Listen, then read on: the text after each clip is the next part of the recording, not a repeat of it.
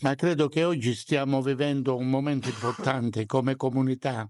الهدف ديالو اليوم اللي جا على التوأمة اللي شاف قال لك حنا واخا حنا بعاد ولكن حنا في نفس الوقت قراب، وداك الشيء اللي تنطمحوا ليه حنا نفس الجماعه اللي شفناها فيها، وتنشكرهم على الاستقبال وكل شيء.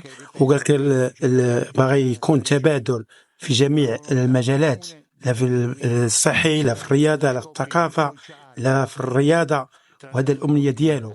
وتشكر الجمعيات اللي في ايطاليا وخصوصا اللي شاف عندهم امكانيات اللغه وايضا التقارب بين الدولتين بين ايطاليا والمغرب. وتشكر العمده الرئيس ديال جماعه الساحل. وشكرا.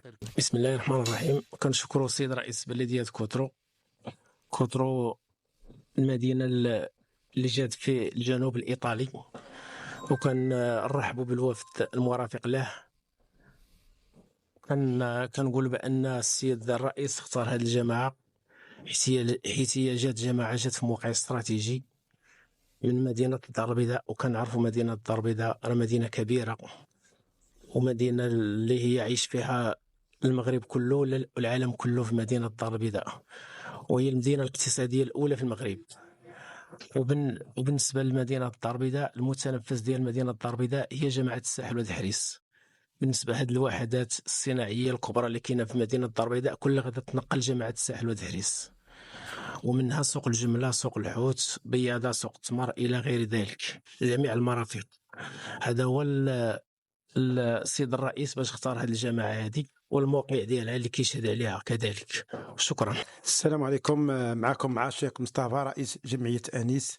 اليوم الحضور ديالنا في جماعه الساحل ولاد حريز اللي تنشكرهم على الضيافه والترحاب، وما نساوش صاحب الجلاله محمد السادس، ونتمنوا ليه الشفاء وايضا الاسره العلويه.